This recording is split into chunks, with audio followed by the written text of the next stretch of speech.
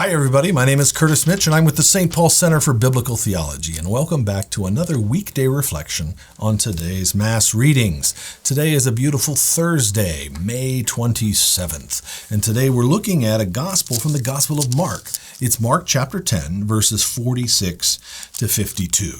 Now, what's going on in today's gospel?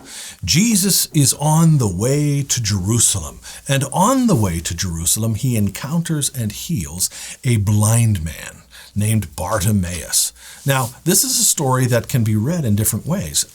At one level, we have a miracle story. It's a healing that is made possible by faith. And when Jesus heals the man of blindness because of his faith, Jesus is revealing to us something about himself.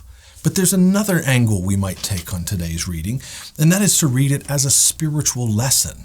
Because I think that the evangelist Mark includes this episode not just to give us historiographical information about what happened one day in the life of Jesus, but that he's actually presenting it to us as a lesson on prayer and a lesson on discipleship. In other words, it's an example of how you and I, as Catholic Christians, are to respond to Jesus in our own lives. We're supposed to put ourselves into the sandals of Bartimaeus and to respond to Jesus as he did. So let's read the passage and then we'll try to kind of work out some of these details. This is Mark 10, beginning in verse 46. As Jesus was leaving Jericho with his disciples and a great multitude, Bartimaeus, a blind beggar, the son of Timaeus, was sitting by the roadside. And when he heard that it was Jesus of Nazareth, he began to cry out and say, "Jesus, Son of David, have mercy on me." And many rebuked him, and telling him to be silent. But he cried out all the more, "Son of David, have mercy on me." And Jesus stopped and said, "Call him." And they called the blind man, saying to him, "Take heart, get up, he is calling you." And he sprang up, and throwing off his mantle, he came to Jesus. And Jesus said to him, "What do you want me to do for you?" And the blind man said to him, "Master, let me receive my sight." And Jesus said to him, "Go your way, your faith has made you well." And immediately he received his sight and followed him on the way. Now, let's try to get a little handle on what's going on in this story. This story takes place within the context of a pilgrimage. Jesus is not only with the crowd of his disciples, he's with literally hundreds of other Jews who are traveling down from Galilee, heading to Jerusalem because they're coming as pilgrims to celebrate the great feast of Passover. Okay, and Jesus in this episode is leaving the city of Jericho and heading for Jerusalem. This is actually the final leg of the journey. Okay, Jericho, which is nestled down deep in the Jordan Valley, there east of Jerusalem. You make a 18-mile uphill climb out of the Jordan Valley from Jericho to Jerusalem, but you will be greeted in the end because the city will be there. That's your destination. That's where they're all headed, and this is the final leg of the journey. Now, at the beginning of this day's journey, we meet an individual who's a blind beggar. He's called in the story Bartimaeus, but Bartimaeus is probably not his birth name, as it were, or his first name, because Bartimaeus is an Aramaic patronymic that simply means the son of Timaeus, which Mark actually translates for us. He's the son of Timaeus. I'm not actually sure what his name is, but he calls out to Jesus. Well, first he hears that Jesus is passing by, and then he calls out to Jesus, "Jesus, Son of David, have mercy on me." Now, this is a significant thing, and it's easy to miss if you don't quite understand some of the background. When he calls Jesus the Son of David, it's not because Bartimaeus necessarily has insider information about Jesus' genealogy or family background. He's actually using here a messianic title. Son of David is a way of describing the Messiah of Jewish expectation. Because what did the Jews expect? They expected God to raise up one of David's one of David's descendants to sit on David's throne and to restore David's kingdom. That is the great messianic hope, the predominant hope of the people of Israel at this time. Okay, in fact, we actually see that in the very next episode, when this same crowd of people who is surrounding Jesus here in Jericho and who is beginning the uphill climb to Jerusalem, this same crowd of people, when he gets to Jerusalem, what do?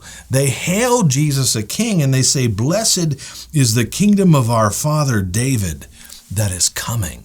Right? It's all the messianic expectations regarding David, the restoration of his throne and his kingdom, attaching to this rabbi from Nazareth. Now, Bartimaeus calls Jesus by this name, the Son of David, which is a messianic title, because what Bartimaeus seeks from Jesus is a messianic blessing. Okay, there are lots of passages in the Old Testament that we could turn to, but I just want to draw your attention to one. What will it look like when messianic times dawn upon the people of God? What will it look like when God's promises begin to unfold, begin to be fulfilled in the concrete life of his people? Well, one of those passages appears in Isaiah chapter 35. This is a significant passage for a number of reasons. Jesus actually alludes to it on other occasions, so we know that it's a very important one in his day. But in Isaiah 35, we are told that the wilderness and the dry land shall be glad, the desert shall rejoice and blossom, etc. And then the prophet exhorts his people, strengthen the weak hands, make firm the feeble knees. Say to those who are fearful of heart, be strong and fear not. Behold, your God will come. He will come and save you. So the messianic day, when God comes to restore the kingdom of David, when he comes to fulfill his promises, will be a day when he himself comes. All right. The Jews didn't necessarily understand that it would be God himself coming as the Son of David, but we as Christians can see how this takes place. And then what is the very first blessing? What is the first result or the first consequence of God coming to save his people? Isaiah 35, verse 5, then the eyes of the blind shall be opened, and the ears of the deaf unstopped. So what Bartimaeus seeks from Jesus by calling him the Davidic Messiah is a blessing of the Messianic age. He seeks to regain his sight as God had promised through the prophet Isaiah. Now that's the basic story. That's how it works. But let's try to then get a handle on the spiritual message. What's going on here that applies directly to your life and mine? I think we've got two lessons we could see in Bartimaeus. We have a lesson on prayer and a lesson on discipleship. The first part of the lesson on prayer is the need for persistence. Okay? We see Bartimaeus is undaunted. We see him pushing forward despite the fact that the crowd surrounding them is rebuking him and telling him to be quiet. They're trying to get him to shut up. They're saying, don't bother Jesus. He's got more important things to take care of than a blind beggar from Jericho or wherever. And the idea is that in spite of the opposition, in spite of the resistance of those around Jesus, Bartimaeus pushes on. He persists. He insists that his need will be placed before this great rabbi. All right, so that's the first thing. It's a lesson on persistence. There's also a lesson of faith. So he believes that Jesus can bestow the blessings of the Messianic age on him. In fact, that's part of the irony of this story, is that it's the blind man who sees Jesus more clearly than anyone else in the story. They're rebuking him. They're telling him to be quiet. And yet Jesus sees in him not a nuisance, but a man with a real and deep need. The third part of the lesson on prayer is that I think that Jesus is teaching us that he wants us to rely upon him. He wants us to bring our needs to him. And why do I say that? Because in verse 51, we read that Jesus said to him, when they finally called the man and they brought him to Jesus, Jesus says, "What do you want me to do for you?" Well, Jesus is the eternal Son of God. Jesus knows all things. Jesus knows quite well what this man wants and what this man needs. So why does he even ask the question? Is it just to pretend that he's a man? No, Jesus asks the question because he wants us to bring our needs before him. Right? You remember in the Sermon on the Mount how he said that the Father knows that you need all of these basic things, but he still wants you to ask him. He still wants you to seek and to knock. All right? And that's what Jesus is inviting Bartimaeus to do. Present your needs to me. I want you to want my help.